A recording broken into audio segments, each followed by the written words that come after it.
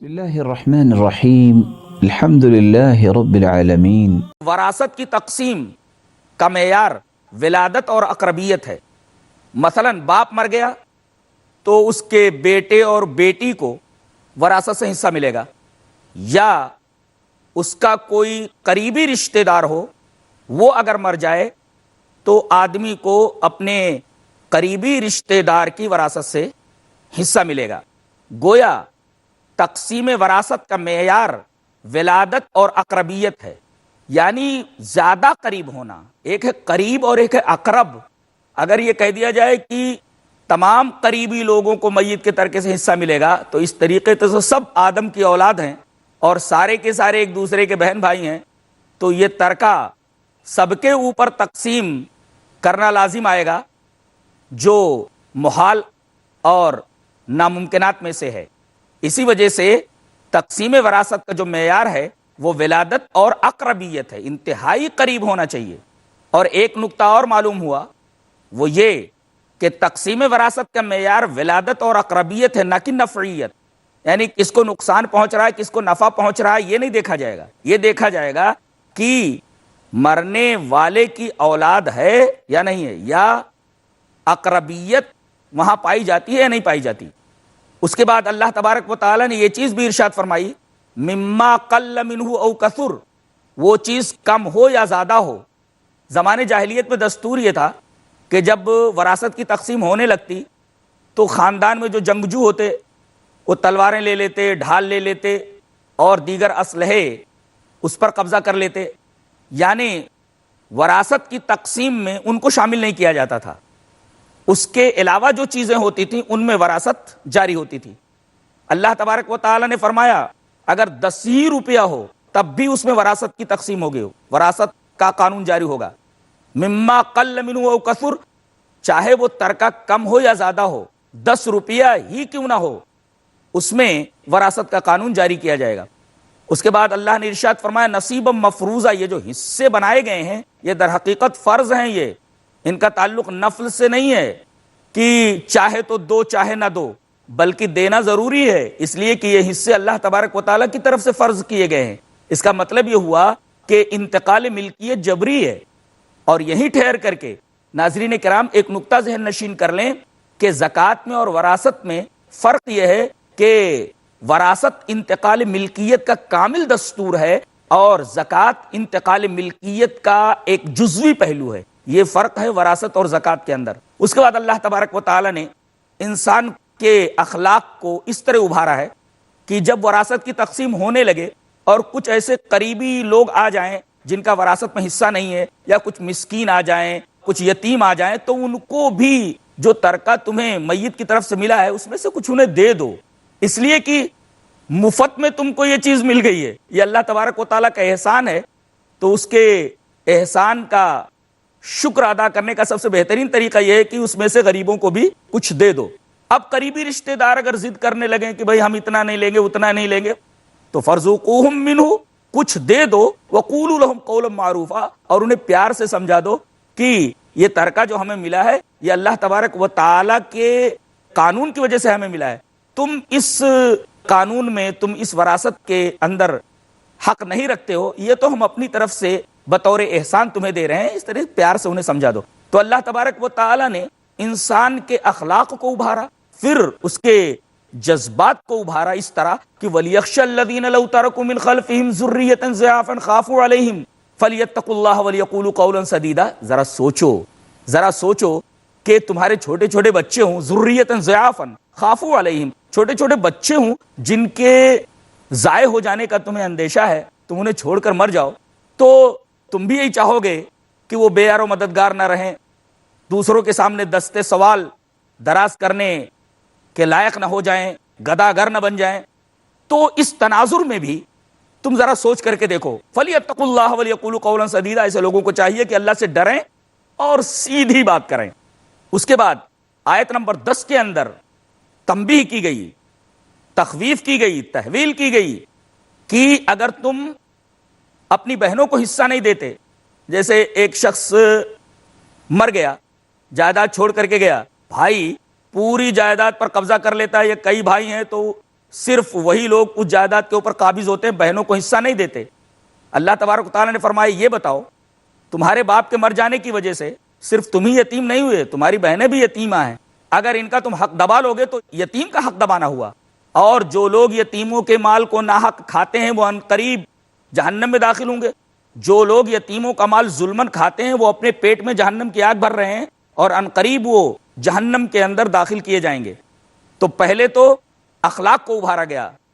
پھر جذبات کو ابھارا گیا، پھر تنبیہ کی گئی کہ وراثت کے معاملے میں انتہائی محتاط رہنے کی ضرورت ہے۔ لہذا ہر آدمی کو قانون وراثت کے بارے میں انتہائی کیئرفل اور محتاط رہنے کی ضرورت ہے۔ سورہ نساء کی آیت نمبر 11، 12، 13، 14 چار آیات میں یہ بتایا کہ وراثت کو کس طریقے سے تقسیم کیا جائے۔ مثلا ایک آدمی انتقال کرتا ہے، ایک آدمی فوت ہوتا ہے اور اپنے پیچھے ایک لڑکا اور ایک لڑکی چھوڑتا ہے، تو قانون وراثت اسلام کا یہ ہے کہ لڑکے کو 2 حصہ اور لڑکی کو 1 حصہ دیا جائے، اور اللہ فرماتا ہے یہ میری طرف سے تمہیں وصیت ہے، یوصیکم اللہ فی اولادکم للذکر مثل حظ الانثیین، کہ اللہ تبارک و تعالیٰ تم کو تمہاری اولاد کے بارے میں وصیت کرتا ہے۔ اور ناظرین کرام، وصیت کس کو کہتے ہیں؟ کوئی شخص کسی آدمی کے اوپر یہ ذمہ داری ڈالے کہ فلاں صورت اگر پیش آئے تو وہ یہ طرز عمل اختیار کرے، اس کو وصیت کہتے ہیں۔ اور وہی لفظ یہاں آیت نمبر 11 کی ابتدا میں آئی ہے۔ آیت نمبر 11 کے شروع میں اللہ تبارک و تعالی نے یہ لفظ نقل فرمایا ہے،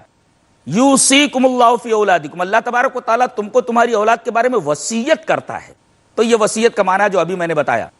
اور سب سے پہلے یہ فرمایا کہ لڑکیوں کے 1 حصہ اور لڑکے کا 2 حصہ۔ اللہ تبارک و تعالیٰ نے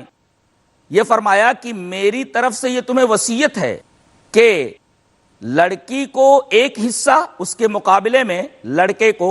2 حصے دیے جائیں، اور پھر کس کی موجودگی میں کس کو کتنا دیا جائے اس کی تفصیل فرمائی۔ اور آیت نمبر 11 کے آخر میں یہ فرمایا من بعد وصیت یوصی بہا او دین، یہ جو تقسیم وراثت ہوگی یہ میت کے ترکے میں سے کفن دفن کے اخراجات، اسی طریقے سے میت کے اوپر جو قرض وغیرہ ہے اس کی ادائیگی کے بعد وراثت کو تقسیم کیا جائے گا۔ ناظرین کرام، یہاں ایک انتہائی قابل غور بات ہے، وہ یہ کہ اللہ تبارک و تعالی نے وصیت کو پہلے نقل فرمایا ہے، دین کو بعد میں ذکر کیا ہے، حالانکہ قرض پہلے ادا کیا جاتا ہے۔ جواب اس کا یہ ہے کہ آدمی قرض کو تو آستین چڑھا کر کے بھی کسی سے لے لے گا، لیکن وصیت کے نفاذ میں ذرا پس و پیش کرتا ہے، اسی وجہ سے اللہ تبارک و تعالی نے وصیت کا لفظ پہلے ذکر فرمایا اور قرض کا ذکر بعد میں فرمایا۔ اور اس کے بعد آیت کا اختتام اللہ تبارک و تعالی کی ایک صفت کے اوپر ہے، ان اللہ کان علیما حکیما، یعنی اللہ تبارک و تعالی حکیم ہے۔ یہ جو وراثت کی تقسیم کا قانون ہے اور جس طریقے سے اللہ تبارک و تعالی نے وراثت کو تقسیم کرنے کے لیے کہا ہے، در حقیقت یہ اس کی حکمت بالغہ پر مبنی ہے۔ آدمی قانون وراثت کے کسی شق کے اوپر، کسی پہلو کے اوپر معترض نہ ہو، بلکہ وراثت کی تقسیم کا پورا قانون اللہ تبارک و تعالیٰ کی حکمت بالغہ پر مبنی ہے۔ لہذا کوئی آدمی اپنی عقل کو اس میں دخل نہ دے۔ اس کے بعد اللہ تبارک و تعالیٰ نے آیت نمبر 12 کے آخر میں فرمایا من بعد وصیت یوصی بہا او دین، یہاں بھی وصیت پہلے ہے، دین بعد میں ہے۔ اس کا جواب بھی وہی ہے جو اس سے پہلے دیا جا چکا۔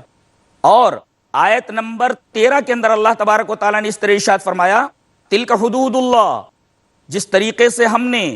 وراثت کو جاری کرنے کے لیے کہا ہے اسی طریقے سے جاری کرو، اس لیے کہ یہ اللہ کی حدیں ہیں۔ ومن یطع اللہ ورسولہ یدخلہ جنات تجری من تحتها الانہار خالدین فیہا وذلک الفوز العظیم، جو قانون وراثت کو جاری کرے گا اللہ تبارک و تعالیٰ اسے جنت میں داخل کرے گا۔ اس کے برخلاف 14ویں آیت کے اندر یہ فرمایا گیا ومن یعص اللہ ورسولہ ویتعد حدودہ یدخلہ نارا خالدا فیہا ولہ عذاب مہین، جو آدمی اللہ کی نافرمانی کرے گا، اس کے رسول کی نافرمانی کرے گا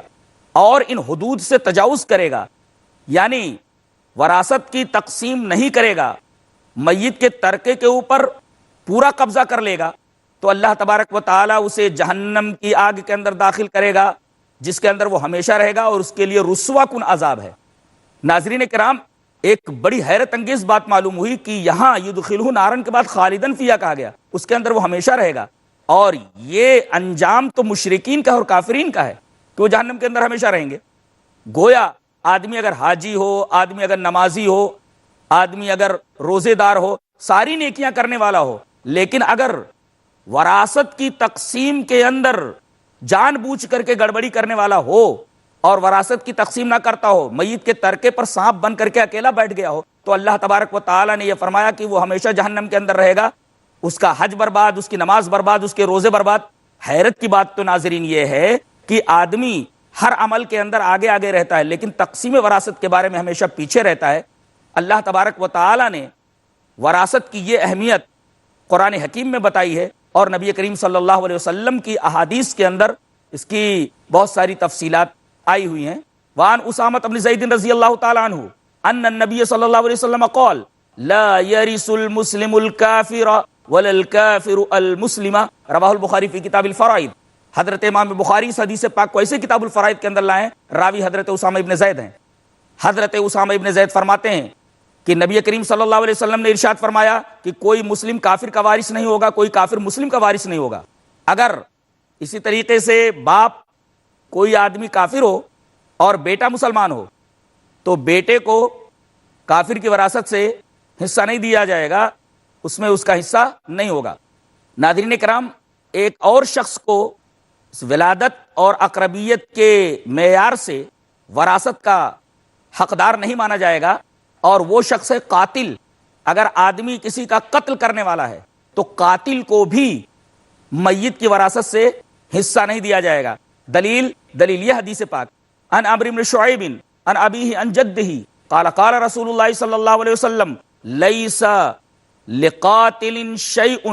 فإن لم يكن له وارث يرثه اقرب الناس الیہ ولا يرث القاتل شیئا، رواہ البیہقی فی کتاب الفرائض۔ حضرت امام بیہقی رحمۃ اللہ علیہ اس حدیث پاک کو ایسے کتاب الفرائض کے اندر لائے ہیں، اور حضرت عمر بن شعیب ان ابیہ ان جدہ سے یہ روایت ہے کہ رسول اللہ صلی اللہ علیہ وسلم نے ارشاد فرمایا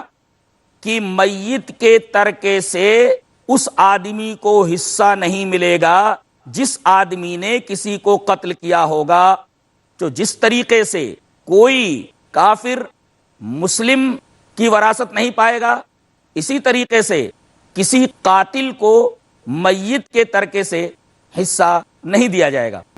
اس پوری وضاحت سے یہ بات سامنے آئی کہ اسلام میں وراثت کا قانون کتنا سخت ہے، اور قرآن حکیم میں وراثت کے بارے میں ذرہ برابر کوتاہی کرنے والوں کے بارے میں کیا وعید فرمائی گئی ہے۔ بہت ہی زبردست وعید ہے کہ وَمَن يَعْصِ اللَّهَ وَرَسُولَهُ وَيَتَعَدَّ حُدُودَهُ يُدْخِلْهُ نَارًا خَالِدًا فِيهَا وَلَهُ عَذَابٌ مُهِينٌ۔ وراثت کا تقسیم نہ کرنا یہ اللہ اور اس کے رسول کی نافرمانی ہے، اور اللہ اور اس کے رسول کی نافرمانی کے ساتھ ساتھ اللہ تبارک و تعالیٰ کی حدود سے تجاوز کرنا ہے، اور جو آدمی اس طریقے کی حرکت کرے اس کے لیے یہ وعید سنائی جاتی ہے کہ یدخلہ نارا خالدا فیہا، کہ وہ جہنم کے اندر داخل ہوگا اور اس کے اندر ہمیشہ رہے گا، اور اس کے لیے رسوا کن عذاب ہے۔ لہذا ہمیں